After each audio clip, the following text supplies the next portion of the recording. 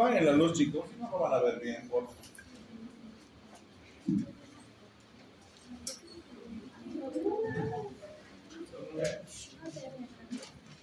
Va. ¿Quién me dice que es un derrame pleural?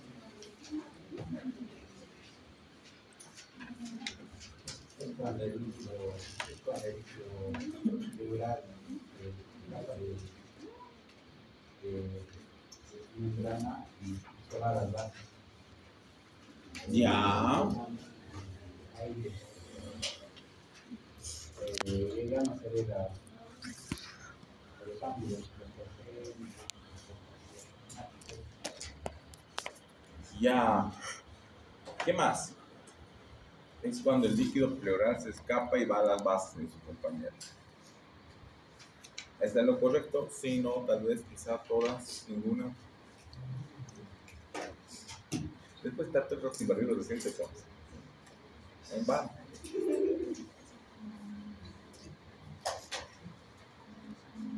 ¿Cómo es? Otra idea. No está mal la idea de su compañero, está muy bien. ¿Qué más?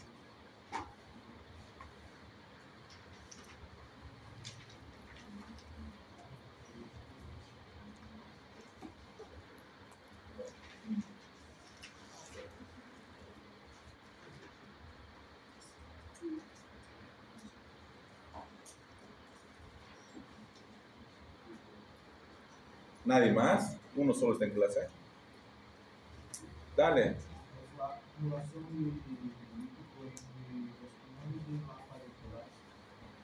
Entre los pulmones y la pared torácica. Ya, está muy bien. ¿Qué más?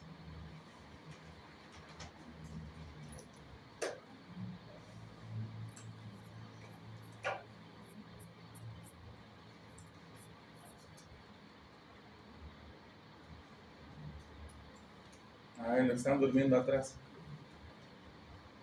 Hace tiempo que no escucho ni una palabra de ella.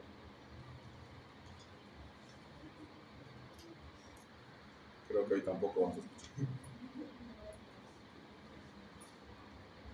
¿Nadie? Ya. Un derrame pleural, en realidad es lo que sus compañeros nos indican, ¿no?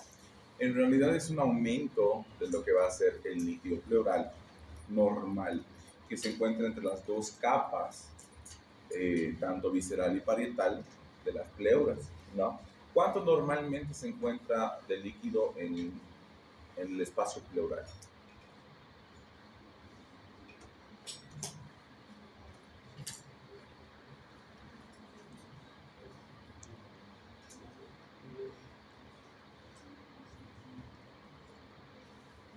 Porque tenemos una cierta cantidad de líquido en el espacio.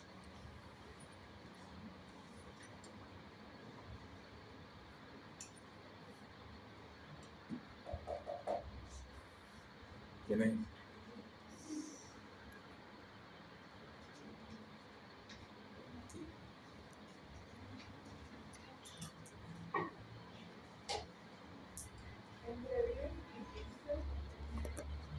¿Entre 10 y 20 eso dice Google?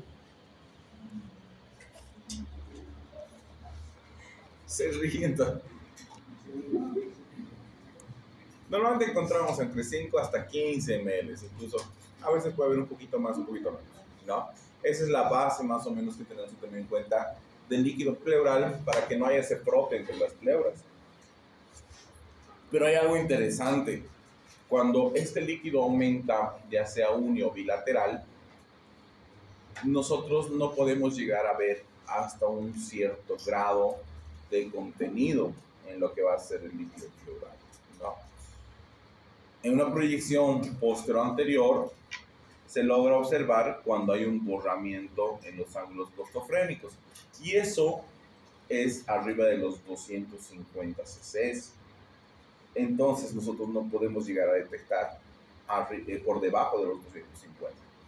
La forma más práctica de detectar va a ser con una lateral donde lleguemos a ver borramiento en el ángulo costofrénico posterior, donde se observa alrededor de los 150 cc. ¿De acuerdo?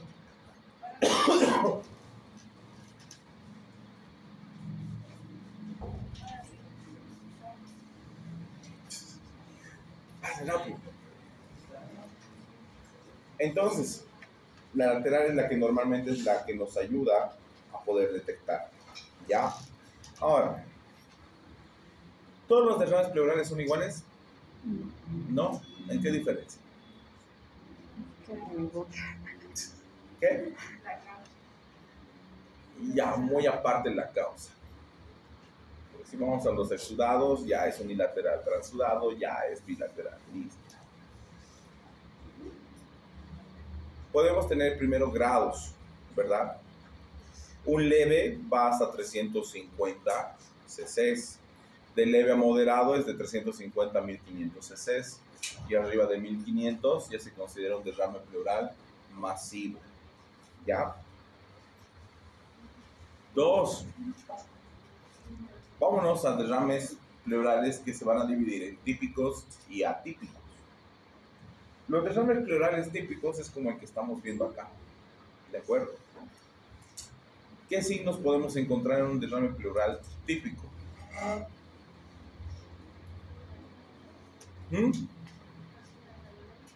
¿Qué? Radiológico, pero. Ya, muy bien, radiopaco, porque es líquido. ¿Qué más?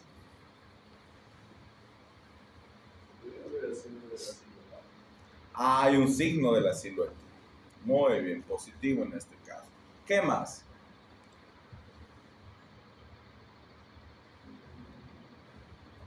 Solo a un lado. ¿Qué? Solo a un lado. Depende el tipo de derrame. Como les decía hace rato, si es exudado, normalmente es unilateral. Si es transudado, puede ser bilateral. ¿Ya? ¿Qué más? Yuri, hace rato, ¿qué dijiste? Es borramiento de los ángulos. Esa es una de las pautas más importantes, porque muchas veces no llegamos a observar toda esta característica y solamente observamos esta puntita borrada. Si se borra netamente ahí, derrame pleural, ¿no? Los borramientos de los ángulos. ¿Qué más? Por ejemplo, dependiendo de la cantidad de líquido, vean esta imagen. ¿Quién de ustedes se anima a interpretar?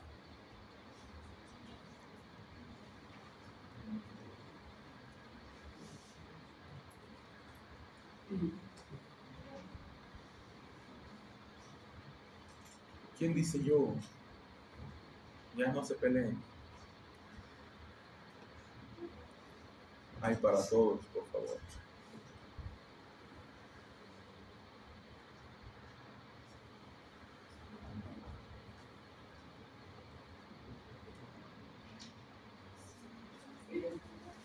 Hola. Ya, ¿cómo te llamas? Jessica. Ya, Jessica, no te sientas sin interpretar la imagen. Se va. Muy bien, Jessica, excelente.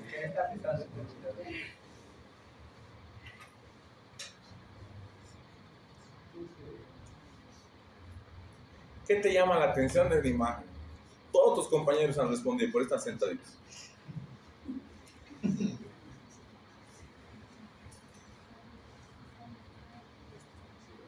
Vamos a hacer eso desde la siguiente clase. Vamos a pasar clases parados. El que responda se siente. ¿Qué tiene? Hasta aquí he escuchado lo que te han pasado. Se ve una radio. Ya se ve la lucidez de este lado, ya. Ya hay una radiopacidad de este lado. ¿Qué más? ¿Te han pasado? ¿Te han dicho signo de la silueta? También hay signo de la silueta positivo. ¿Qué más?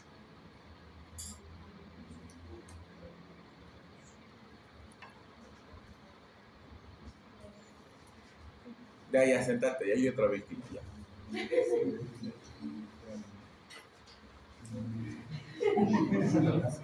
Y son dos de paso. Ven aquí.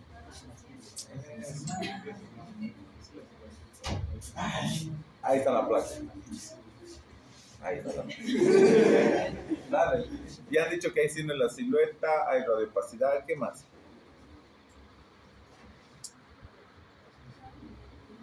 Está fácil, chicos.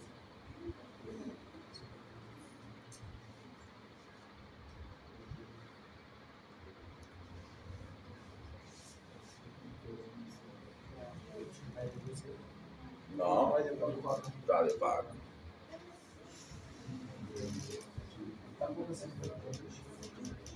Ya no se nota el corazón. ¿Por qué? ¿No tiene? ¿Será de tu ex? Ya. ¿Qué más?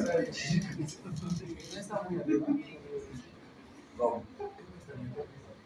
Ya, un poco más, un poco el límite muy arriba, ya. Muy bien, ya, sentate.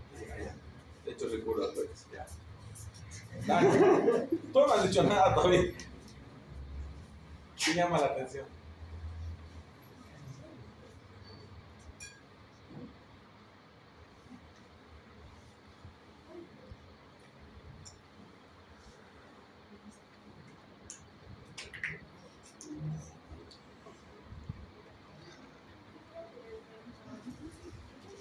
No.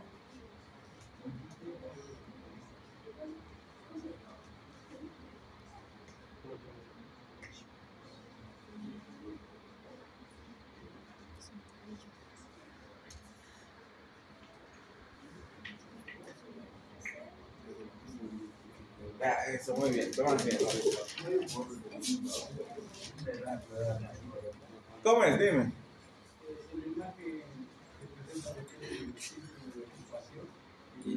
Ya, ¿por qué?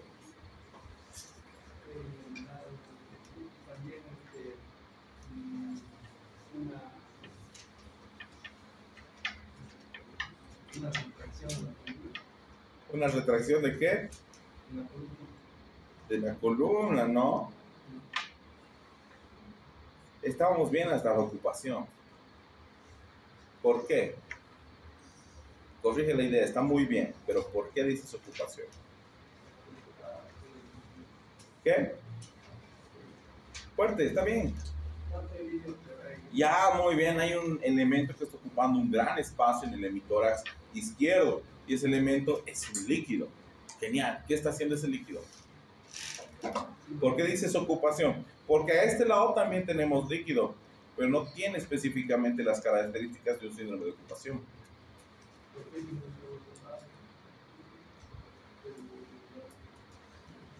Estamos siendo bien, Daniel.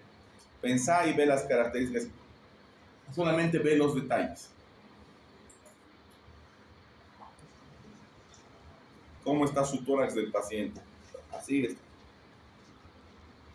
Sí. Su hemitórax izquierdo está más grande. ¿Por qué? Porque hay un elemento que ocupa ese espacio. Tiene espacios intercostales aumentados en el lado izquierdo. ¿Por qué? Porque hay un elemento que ocupa un espacio. Muy bien. Vean cómo está acá la tráquea. Desviada hacia el lado contralateral. Hacia el lado sano prácticamente. Vean que aquí está la columna y prácticamente vemos casi el resto del mediastino hacia el lado derecho. ¿Por qué están empujando estos elementos hacia el lado sano? Eso, porque hay otro elemento que está ocupando el espacio. Todas esas son características del síndrome de ocupación que ha hecho su compañero. Si hacemos tomografía, vamos a ver su diafragma plano o invertido, ¿no? Entonces, eso es característico. Sí estamos viendo un derrame pleural masivo, ¿no? Pero hay algo que necesito que diferencie. Pese a que este derrame pleural es típico y este también es típico, hay algo que diferencia entre estos dos. Muchas veces esa parte del síndrome de ocupación, esto. ¿Qué es eso? ¿Base de qué? ¿Cómo se llama esto?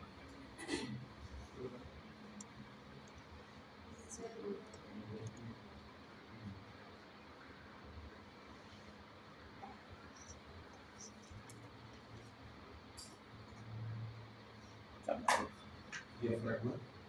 No. Tu diafragma está aquí abajo. El ángulo diafragmático. El ángulo diafragmático ya se ha borrado. Ya no hay ángulo. Tiene que ser así para tener ángulo.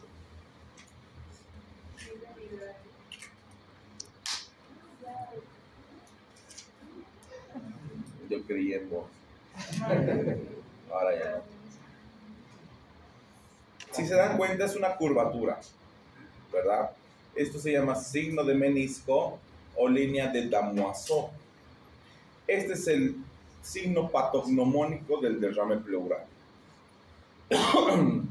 Porque si ustedes van a ver borramiento de ángulo, también van a ver la misma curvatura. ¿Qué es lo que pasa en el masivo? No se ve. ¿Por qué? Porque prácticamente todo el pulmón ha colapsado. Esa es la gran diferencia. ¿De acuerdo? Ahora, ¿por qué estamos viendo esta imagen? ¿Cómo se forma? Fácil. Hagan de cuenta que esta imagen pulmonar que se está colapsando es un globo. Y este es un recipiente con agua. Inflan el globo y tratan de introducir dentro del recipiente con agua. Hay un rechazo. Entonces el agua va a dar la forma justamente del globo porque esto está tratando de ser introducido. Por eso se forma básicamente este signo, ¿no? En el masivo prácticamente el pulmón se ha colapsado. Es una relajación, una relajación pasiva, ¿ya? ¿Por qué? Porque prácticamente hay líquido ocupando el espacio. Ahora, esos son típicos. ¿Alguien me dice, esto tiene derrame o no? Sí, no.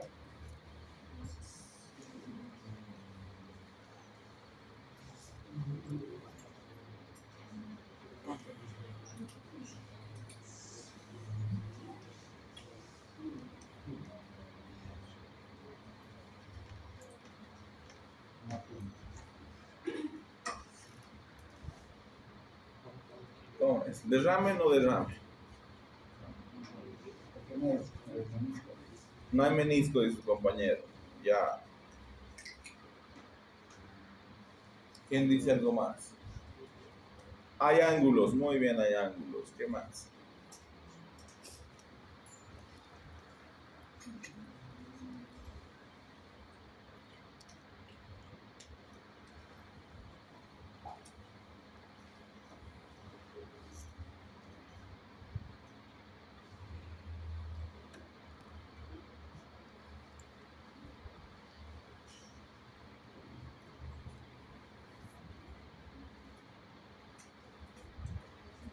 ¿Te acuerdas?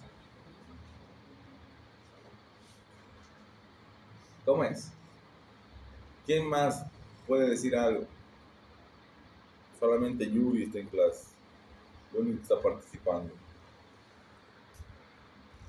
Después me están decepcionando.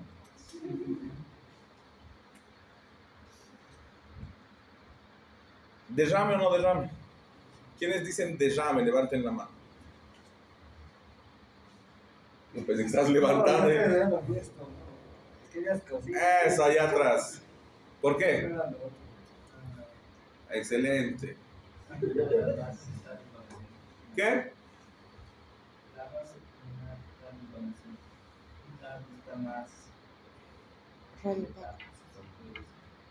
Ya.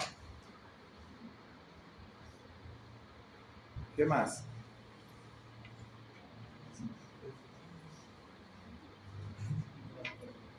A ver, ¿dónde están tus apuntes?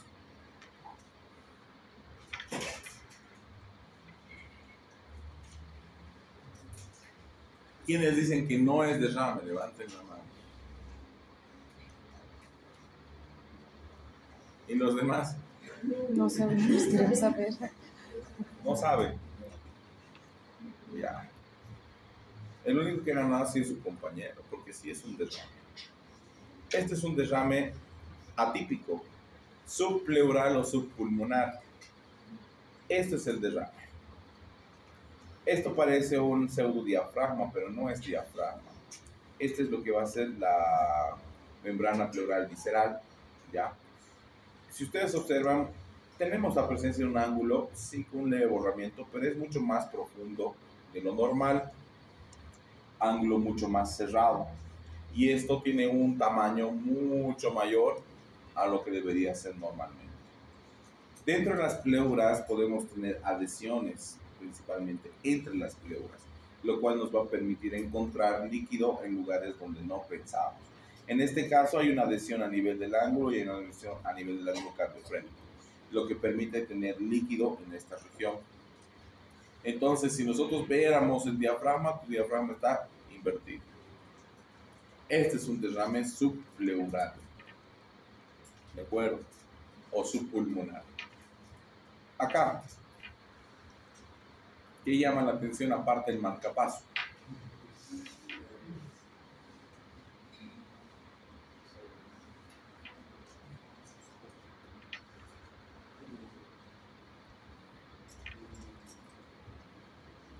Las líneas como tuberculosis. Las líneas como si fuera tuberculosis, porque una Las de las líneas. Es que me olvidé el nombre de esas líneas. Ya, las líneas ya reales. pueden ser, son líneas de Curly, ya de tipo A. Hay líneas tipo B, muy bien, porque es un paciente cardiópata. Puede estar haciendo un edema agudo de pulmón también. Ya. ¿Qué más? Y después también la radiopacidad, que va a ser un derrame. Esto, No, abajo. esto, No, eso también es. esto, Sí, esto. Sí, sí, esto. exacto. Esto llama la atención, dice su compañero. ¿Alguien más? La otra base. La otra base, dice. Acá. Ya, ¿alguien más?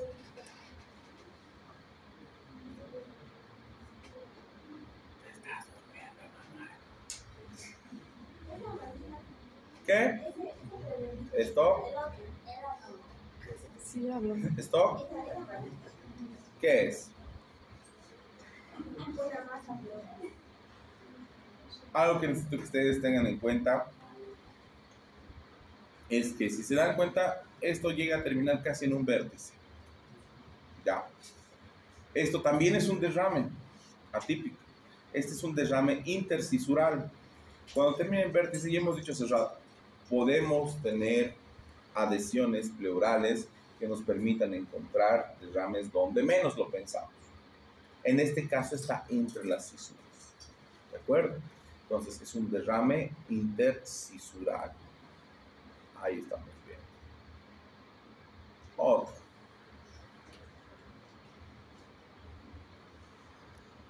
Igual. Adhesión, adhesión, líquido. Derrame pleural. En este caso se llama derrame pleural locular. ¿De acuerdo? Es un derrame que normalmente se encuentra a nivel de las paredes torácicas. Entonces ya estamos viendo las adhesiones pleurales. Aquí, a ver, ¿quién me dice? Derrame también, como la primera vez. Vacío, dice, derrame. ¿Alguien qué dice? ¿Qué? La tráquea está desviada. ¿Hacia dónde? ¿Izquierdo o derecho? Derecho. ¿Por qué? Por el derrame. ¿Cómo es? ¿Quién más? Aquí ya están comenzando a participar. Pero les cuento algo, chicos. Están participando mal. No es un derrame. Esto no es un derrame. Analizaremos la radiografía. Vemos que su paciente está con una imagen torácica más o menos así, ¿no? ¿Qué significa? Que este lado está mucho más amplio que este. El izquierdo está más amplio que el derecho. Si ustedes observan espacios intercostales del lado izquierdo, están muchos más amplios que en el derecho. En el derecho tenemos estrechez de espacios intercostales. A esto le llamamos pinzamiento costal. Veamos en el derecho, continuamos el derecho. Está mucho más radiolúcido, más negro, hiperclaro. ¿Por qué? Porque hay mayor cantidad de aire. Si ustedes observan su diafragma, está aplanado. ¿Qué está pasando a este lado? A este lado, este pulmoncito está tratando de compensar lo que este pulmón no está respirando. Entonces se está hiperventilando. A esto se le conoce como enfisema compensatorio. Está compensando lo que el otro lado no hace. Pero eso es en la parte sana. Vámonos a la parte patológica. Su compañera me dijo, su tráquea está desviada, está retraída, ¿ya? Vemos radiopacidad completa en lo que es hemitórax derecho. Vemos tráquea retraída. Si ustedes observan, ya estamos viendo borde óseo de la columna vertebral y apenas logramos ver parte del ventrículo izquierdo. ¿Qué está pasando? Está siendo todo retraído hacia el lado derecho. Entonces, llega a ser un síndrome de ocupación como hace rato. ¿Sí? ¿Quién dice algo diferente? Este es un síndrome de retracción, chicos. ¿Cuál es la diferencia entre ocupación y retracción? Retracción comienza con R. No, vean esto, chicos. Cuando hablamos de ocupación, la lesión empuja hacia el lado sano. Vámonos a la imagen anterior. Vean, la lesión está empujando los tejidos hacia el lado sano. En cambio, la retracción retrae los tejidos al lado afectado. ¿De acuerdo? Parece lo mismo, pero no lo es. Lo que estamos viendo acá se llama atelectasia. ¿Qué es una atelectasia? ¿Quién me dice? Disminución del volumen pulmonar. ¿Qué? Disminución del volumen pulmonar. Ya, disminución de volumen. Otro sinónimo, ¿quién me puede decir? Colapso, muy bien. Está excelente. La atelectasia llega a ser una disminución, un colapso pulmonar, que puede ser de segmentos, puede ser de porción, puede ser lobar, puede ser general de todo el pulmón. ¿De acuerdo? Es indistinto. Para las atelectasias, tenemos que tener en cuenta que vamos a tener 3 signos primarios y el resto van a ser secundarios. Vamos a utilizar un ejemplo para la atelectasia, para esto. Ya, esto. Cuando hablamos de signos primarios, hablamos, como estábamos mencionando, del colapso pulmonar. Signos primarios: pérdida del volumen respiratorio, desplazamiento de la cisura. Ahí estamos viendo. Esta es la cisura menor que debería estar acá. ¿De acuerdo?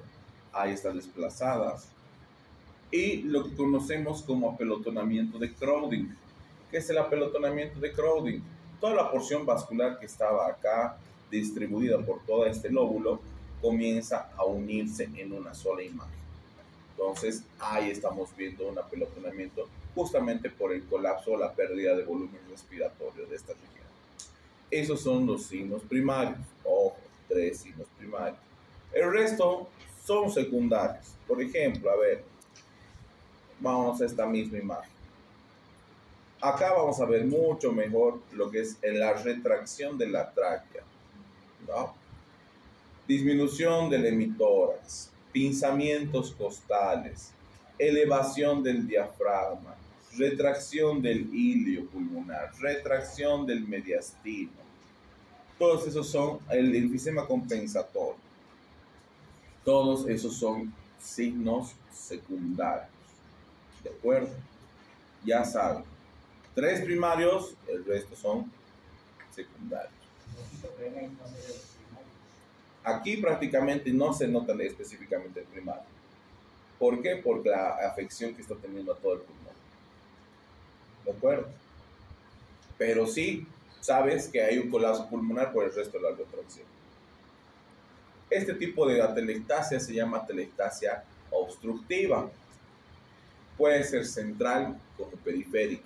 Aquí hablamos de central y periférica. Central cuando la lesión o la obstrucción está a nivel del bronquio principal. Periférico en los bronquios secundarios. ¿De acuerdo? Esa es una atelectasia de tipo obstructivo. ¿Quién me puede decir qué es esto?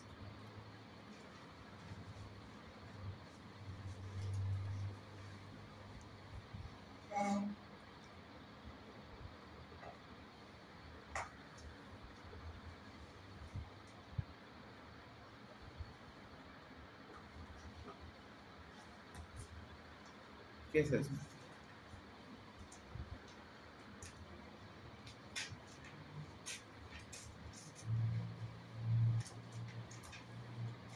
¿Alguien sabe?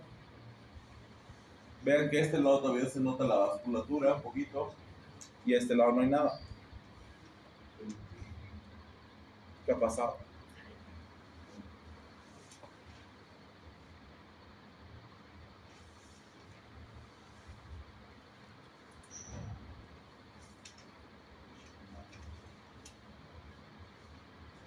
¿Cómo es?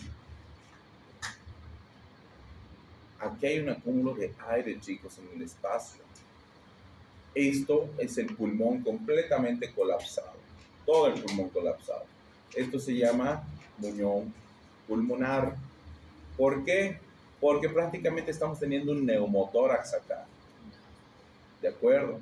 ¿Qué es lo que ha pasado? En este caso, el neumotórax hace que el aire ocupe un espacio, pero el pulmón se retraiga. Entonces tenemos un síndrome de ocupación y un síndrome de retracción. Acá prácticamente lo conocemos como una atelectasia pasiva o por relajación, ¿de acuerdo? Una vez que nosotros eliminemos el aire que está en este espacio, el pulmón comienza a tener su volumen normal, ¿de acuerdo? Acá le llama la atención. Ahí está enorme.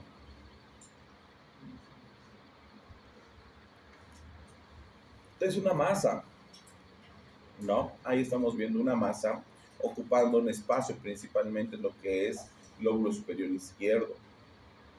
Si en la proyección antero-posterior nos da un signo de la silueta, pero en la lateral observamos con más características toda la masa, ¿de acuerdo? ¿Qué es lo que ha pasado? Vean ustedes cómo está marcado acá esta porción, porque todo esto es lóbulo superior. Este es lóbulo inferior, completamente colapsado. Esta es la cisura. Esta es una atelectasia por compresión, porque hay un elemento que está realizando una compresión en esa región.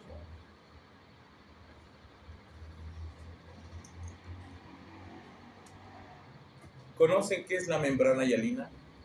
El síndrome de membrana hialina. Deben conocer, han debido escuchar en embrio, en anarto, en fisio.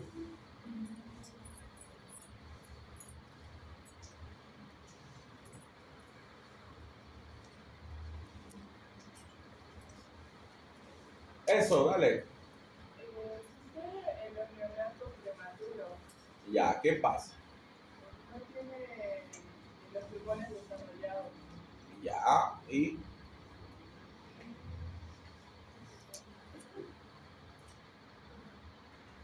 pues estás muy bien. ¿Qué más pero pasa? Los pulmones colapsan. ¿Los pulmones? Colapsan. Ya, ¿será que los pulmones se colapsan?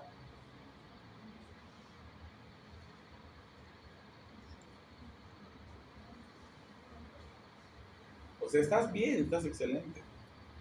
Quienes van a colapsar son los alveolos, ¿no? ¿Por déficit de qué? Ah, muy bien, ven que saben ustedes. Entonces, ¿qué es lo que pasa? Al no tener esa sustancia tensioactiva, los pulmones, cuando el paciente sale al medio ambiente y trata de respirar, hace esto, en vez de que el alveolo se distienda y comience a trabajar como debería ser, el alveolo, ¿qué es lo que pasa? Se cierra, se colapsa, se adhieren las paredes. A eso se conoce como atelectasia adhesiva, ¿de acuerdo? Que obviamente puede ser restituida con la administración de surfactante. Pero ese es en el paciente neonato. Lo que ustedes están viendo acá también es una atelectasia adhesiva. Esta es una atelectasia laminar o de Fleischner, ¿de acuerdo? Este tipo de atelectasia, por ejemplo, se forma por patologías abdominales. ¿Por qué por patologías abdominales? Este tipo de atelectasia adhiere porciones pulmonares para que disminuya la alteración o la lesión a nivel abdominal, disminuyendo o cambiando la presión de lo que va a ser la porción torácica. Normalmente producen pacientes como, por ejemplo, una pancreatitis, ¿no? es tanto el dolor, tanto el proceso inflamatorio, que muchas veces el paciente trata de movilizarse y buscar una posición antiálgica. Pero en este caso el pulmón comienza a adherirse para que haya mucho más espacio y no sufra el paciente por el aumento de presión intraabdominal. ¿De acuerdo? Entonces por eso se producen las atelectasias adhesivas. Acá, ¿qué les llama la atención?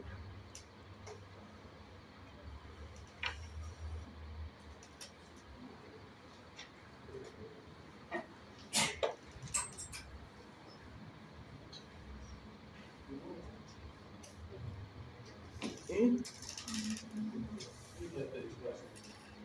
¿Qué? Hay una atelectasia. Muy bien. ¿Qué tipo de atelectasia? Si ustedes se dan cuenta, esto no es algo normal. Esta es una lesión cicatrizal. ¿De acuerdo?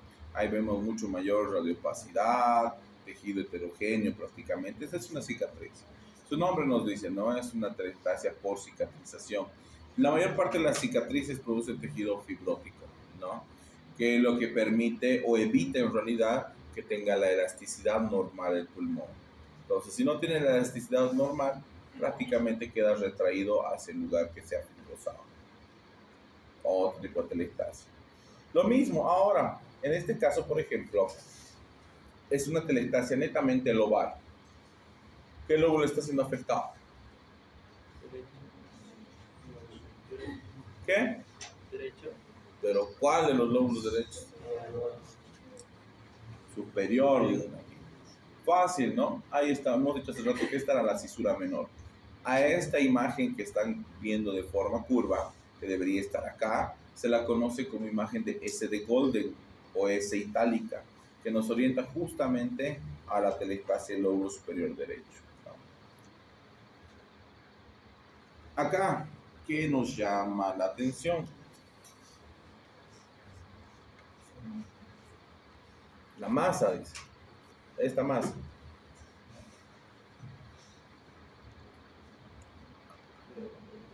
¿Mm?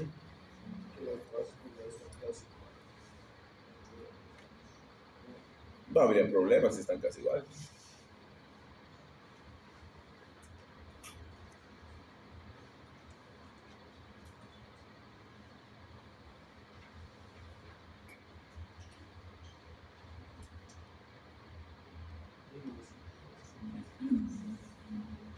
¿Qué llama la atención?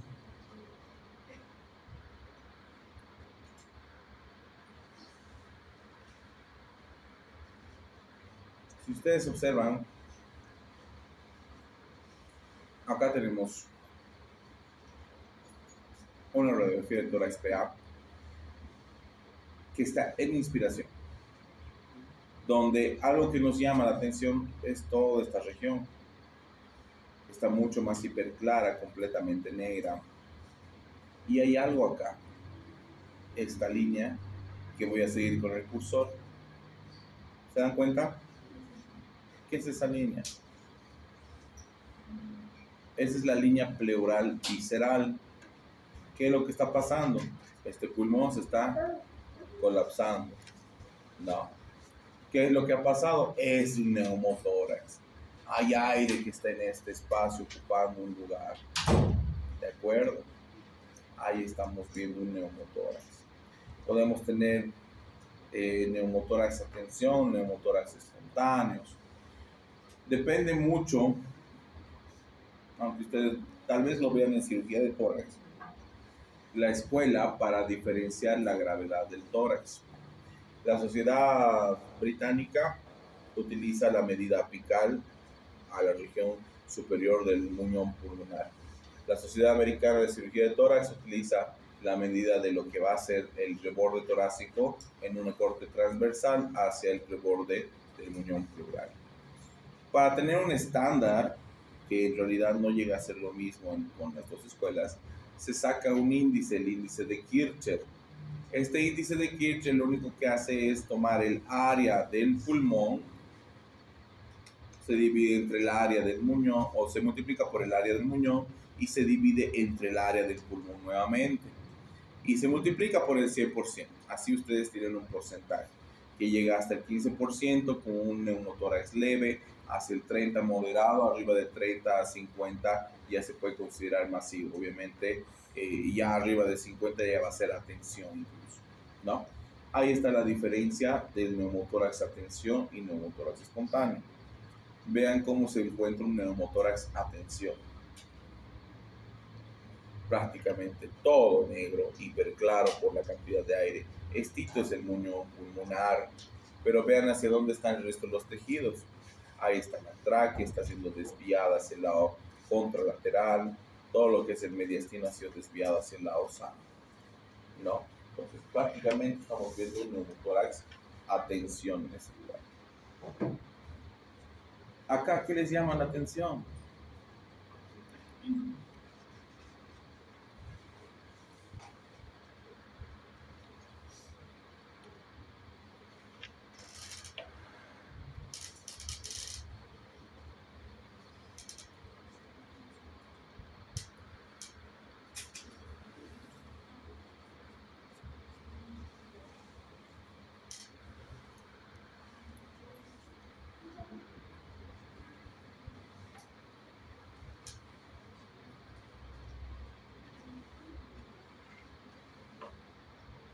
Nada. Está normal entonces.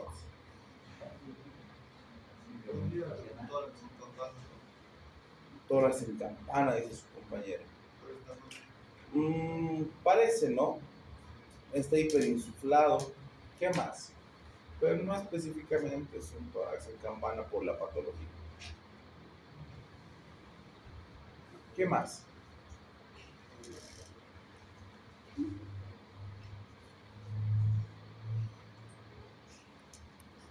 Ah, ya me han contagiado su sueño.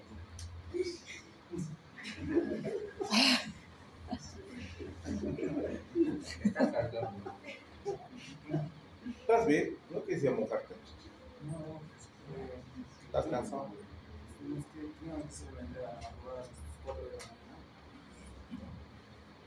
Dale. No, pues si quieres ir al baño, mojarte, refrescarte, bañarte, tomar un café, un Monster, un Red Bull, no hay problema. A todos nos pasa, es normal. Dale. ¿Cómo hay chicos, chicas, chiques, chiquis, triquis, choco crispis, ocupacionales, compañero? Hay algo que no me está gustando con esta pantalla, con este dato. No se nota mucho lo que quiero que observen.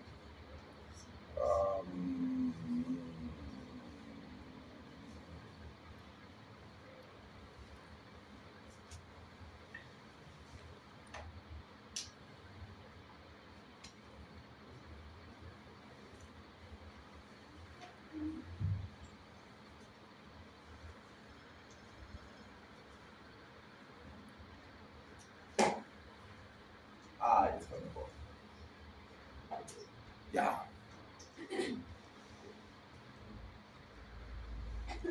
¿Qué les llama la atención?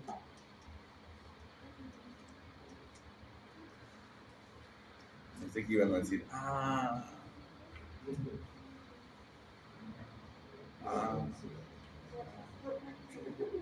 ¿qué? La pleura visceral, dice su compañero. Vamos a la pleura visceral. Esto, ya, muy bien. Pleura visceral, ¿qué más?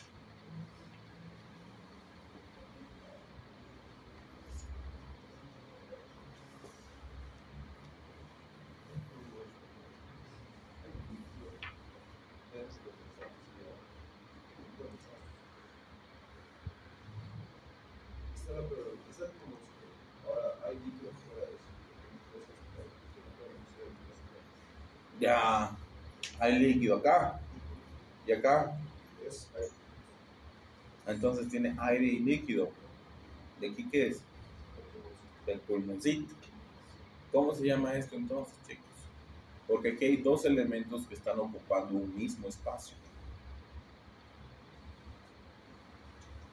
Este es un nivel hidroaéreo, ya saben ustedes. Ahora sí es un nivel hidroaéreo, donde nos diferencia el aire del líquido. No, es una línea recta transversal. Pero aquí sí está el pulmón. Entonces, ¿cuál sería la conclusión que ustedes le darían a esta imagen?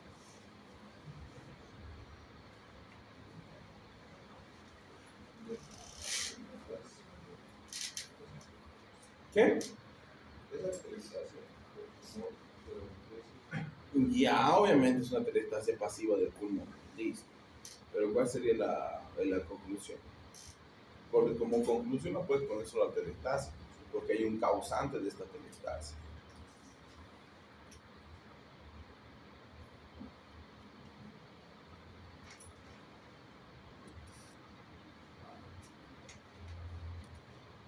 ¿Cómo es, chicos?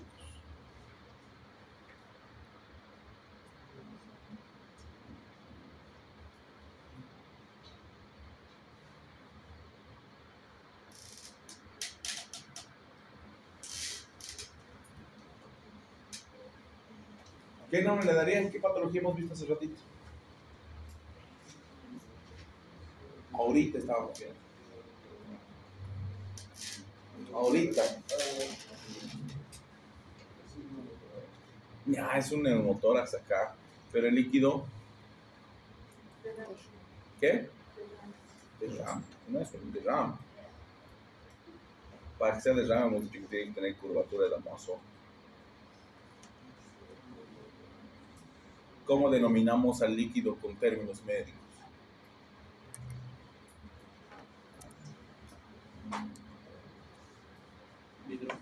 ¿Qué?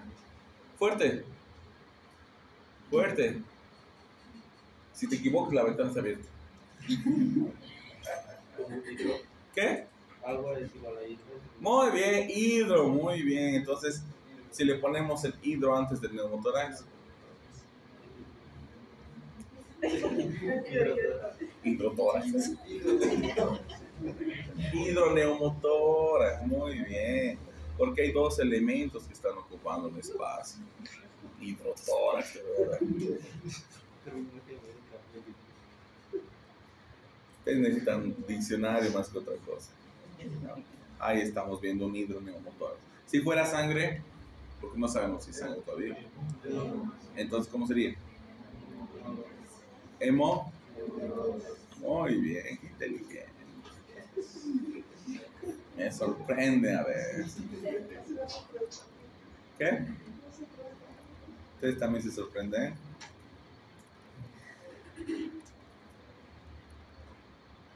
Ya. Ya, ahora.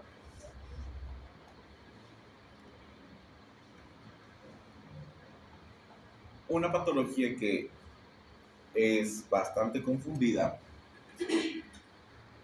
llega a ser la tuberculosis. ¿Por qué? Fuera de esta imagen que ustedes están observando cavitaria, vean esta imagen posterior. Es radiopaca, tiene broncogramas aéreos, incluso tiene patrones lineales. Muchas veces los pacientes, cuando vienen a la consulta, con sus accesos de tos, como hay, ¿quién está tosiendo? Con sus accesos de tos,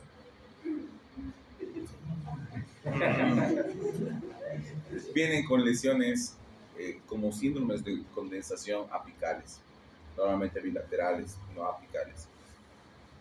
Uno le saca la placa y lamentablemente hay una mala interpretación e inician antibiótico-terapia, ¿no? Pasan 2, 3 semanas después de que su paciente ya tenía 2 semanas, 3 semanas de instauración de la enfermedad y recién le solicitan una vaciloscopia. ¿De acuerdo? ¿Por qué? Porque, como les digo, se confunde. Ahora, nosotros cuando vemos o sospechamos de un proceso tuberculoso, no todos los procesos infecciosos nos van a dar imágenes ganglionares así como estas. ¿Ya? A ver, aquí hay, por ejemplo, estos son ganglios completamente dilatados. Si se dan cuenta, son circulares que están en el hilio pulmonar. No todos los procesos infecciosos están así, pero uno de los más comunes es la tuberculosis. Entonces, vamos a diferenciar entre tuberculosis primaria y una postprimaria. La primaria normalmente comienza con el complejo de Ghon. ¿Cuál es el complejo de Ghon, chicos? Que ustedes ya saben. ¿Dónde debe pasar eso? Fisio, cipato.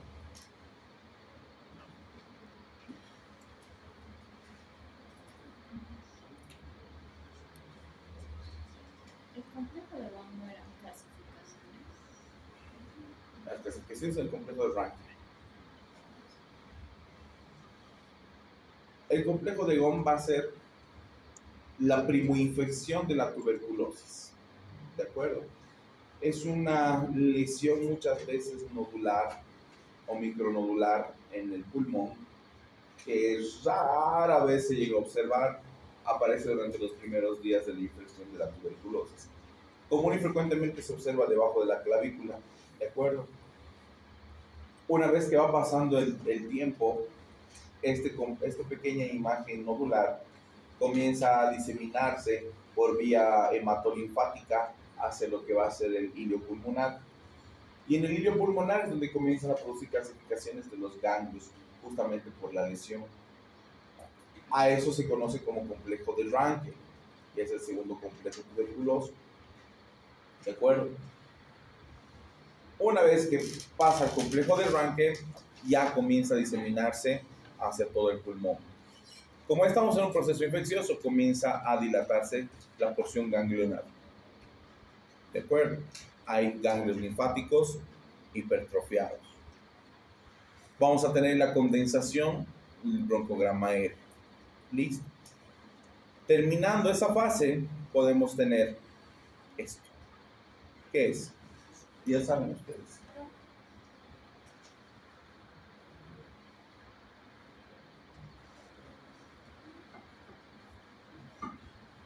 ¿Qué son? Comienza con micro y termina en nódulos. Ah, ve, qué capos. Estamos viendo micronódulos diseminados en todo el campo pulmonar, conocido como patrón miliar. ¿De acuerdo? Estos micronódulos se los van a observar ustedes, están viendo, como imágenes radiopacas de bordes bien delimitados en cuestión de su aparición. Esto puede aparecer al final de la primaria o inicios de la postprimaria. Algunos pueden evolucionar y darnos cavitaciones, ¿no? Dependiendo de la lesión. Estas cavitaciones ya hemos visto que prácticamente pueden producir cicatrización y pueden producir retracción. ¿De acuerdo? Otro tipo de telestasia por cicatrización.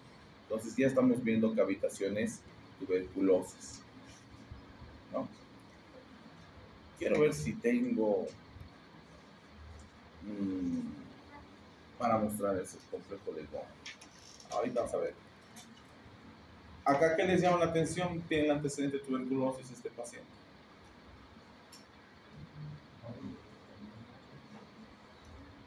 Tiene un nódulo, ¿no? De bordes prácticamente lobulados, regulares. Uno sospecharía de malignidad en este caso, ¿no?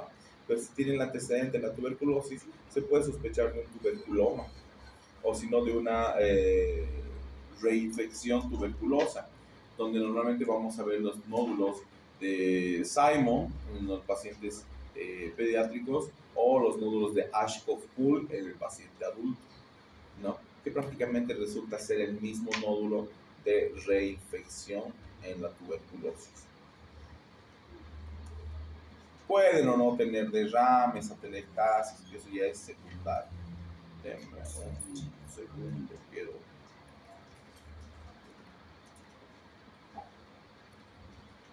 quiero ver si tengo o no.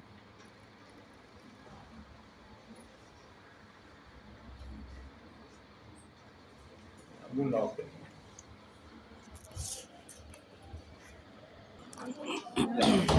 Aquí estamos. Chicos, esto más y ya van a ir a hacer lo que tienen que hacer con la doctora. Les decía, oh, qué desastre, no se puede ver, pinche. Dato.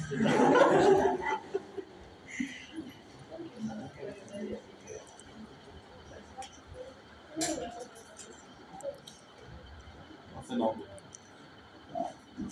¿Terminamos? No, mentira. No se la crean. Si ustedes observan ahí, hay una pequeña imagen radiopaca. Sí. Ese es el complejo de Wong. Muchas veces llega a diseminarse hacia lo que va a ser la parte de la porción iliar y comienza a producir estas calcificaciones. ¿De acuerdo? Y este es el complejo del Ranke. En algunos pacientes, como les digo, es muy tarde para poder observar esto. ¿Por qué? Porque les tratamos o manejamos de una mala manera o de manera incorrecta en realidad. ¿De acuerdo? Entonces tengan cuidado, por favor, se los pido, se los suplico, se los imploro con lo que va a ser la interpretación de esa imagen. ¿Ya? Vayan a arreglar su situación con la doctora.